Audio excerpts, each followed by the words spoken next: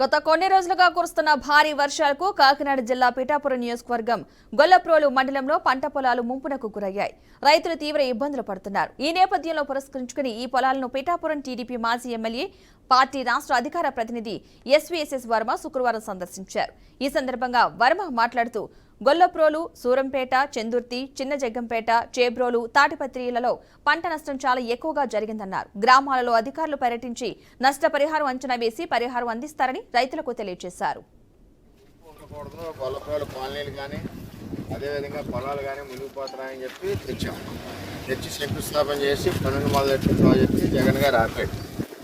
దాన్ని మళ్ళీ మనం ప్రారంభించాం.